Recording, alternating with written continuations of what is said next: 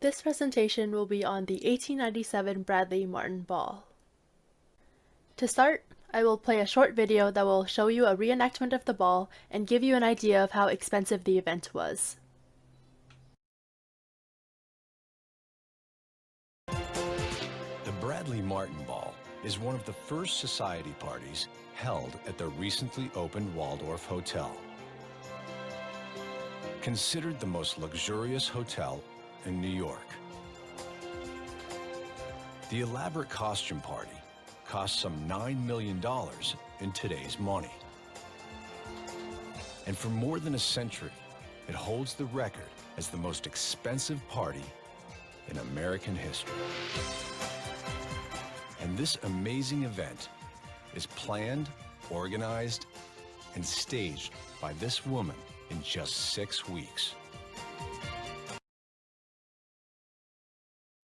The woman mentioned at the end of the video who organized the ball was Cornelia Bradley Martin, and on the right was her husband Bradley Martin.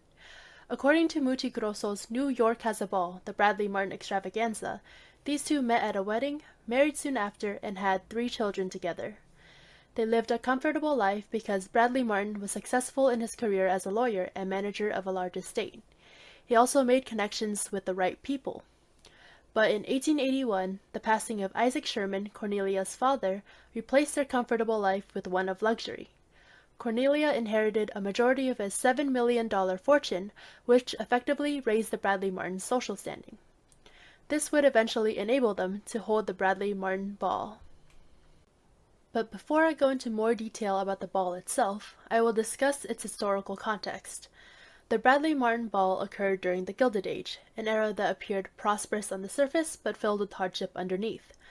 During this time, there was a huge disparity between the rich and the poor. While the poor struggled to find and obtain homes, jobs, and food, the rich lived an excessive and grand lifestyle. Also, there was a trend of holding and attending dances among the social elites, and these events were exclusive to the elite class. An example of this exclusiveness is the 400, which originated from the social leader Ward McAllister. As explained by Mucci Grosso, this term encompasses McAllister's belief that only 400 individuals truly belonged to the elite circle and could fit into a ballroom comfortably. The Bradley Martin Ball is representative of the Gilded Age because of how excessive it was in terms of cost. 2 weeks before the ball, an article titled "The Bradley Martin Ball" from the San Francisco Chronicle reported that it would cost at least $300,000, or over $9 million in our time. On the day of the event, the same newspaper shared some details in the article "Preparing for the Big Ball" regarding Cornelia Bradley Martin's preparations. These included having 100 floors put up orchids and rare roses, hanging rare tapestries, and preparing free carriages for each guest to take home. These preparations are a good indication of how lavish and excessive this ball was. Because of how costly it was expected to be, there was a lot of public interest in it. As for how many attended the ball, Mucci Grosso shares that the estimations range from 600 to 1,000. Some of these guests are depicted in this image. As you can see, everyone is dressed in luxurious attire, meaning that only the wealthy were able to attend. This demonstrates the split between the rich and the poor during the Gilded Age. Now, I will discuss Cornelia's possible motives for hosting the Bradley Martin Ball, according to Mucci Grosso. The first is that she wanted to challenge and surpass Alva Vanderbilt's, her friend's, social supremacy. To do this, she decided to host a ball that would be more extravagant than the one Vanderbilt held in 1883. At the time, and even now, many speculated that this was her primary motive. Many newspapers, such as the San Francisco Chronicle, reported this supposed goal in their articles. The second and more official motive now is that she wanted to respond to the hardship that the poor and working class were experiencing in the United States, and the Bradley Martin Ball was her effort to alleviate it.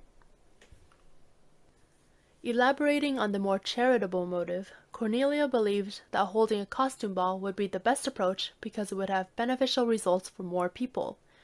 At the time, women turned to European couturiers for fashion, so she came up with a strategy to shorten the period between the invite and the event.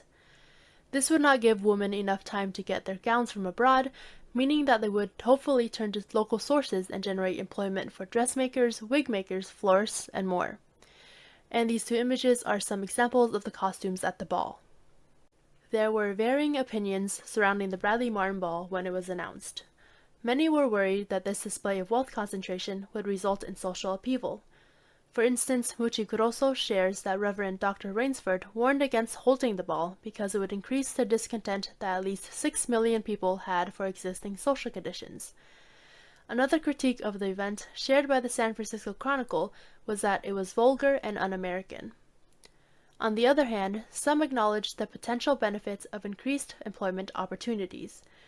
Muchi Kuroso discusses how Alexander Bernard, a musician, believed it was a good opportunity to earn money instead of accepting charity. He, however, did not speak for all working-class citizens, and their opinions may have been different.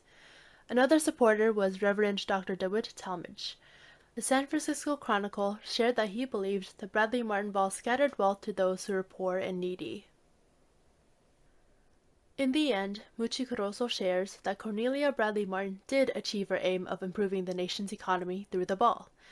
The event also achieved the title of the most expensive party ever held in U.S. history. However, the cost was the center of the ball's criticism, and it would also later push the couple to leave the U.S.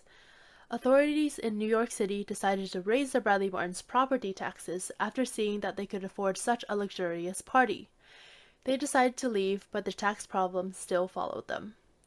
Overall, the Bradley Martin Ball was a controversial event because it was an untimely flaunt of wealth, but it did have its benefits for the economy.